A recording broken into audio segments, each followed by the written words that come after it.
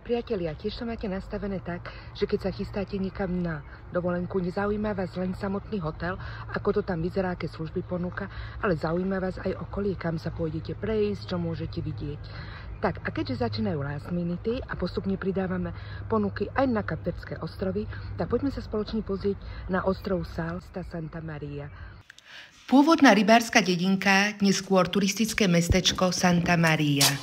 Moderné námestičko, pekné cesty a ulice žijú v peknej symbióze s pôvodnou architektúrou. Na hlavnej tepne mestečka nájdeme kamenné obchodíky a fakt so skvelými kúskami. Určite odporúčam ich navštíviť. Cez deň tu nájdete viacero menších rodinných barov a kaviarní, kde vás obslúži rovno majiteľ a kde vládne skutočne veľmi žoviálna atmosféra. A tu už prechádzame do časti, kde sú trhovníci. Stánky hýria skutočne farobnosťou, tak ako celý ostrov. A pomaly sa už blížime k mólu. Ináč v miestnych reštauráciách a baroch hrá večer živá hudba a vo vyhlásenej diskotéke Pirata, je to ináč dvojčasť známej diskotéky brazílskej Fortaleza, je veru zážitkom straviť noc pri karibských a latinskoamerických typoch.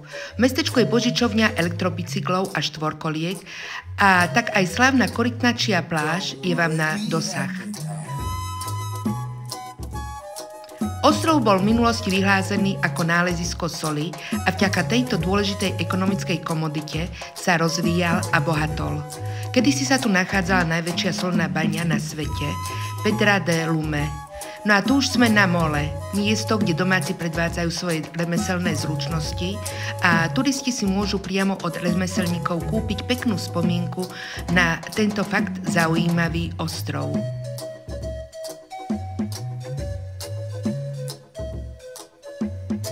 No a fakt, viete, že tu prevláda rímskokatolické náboženstvo?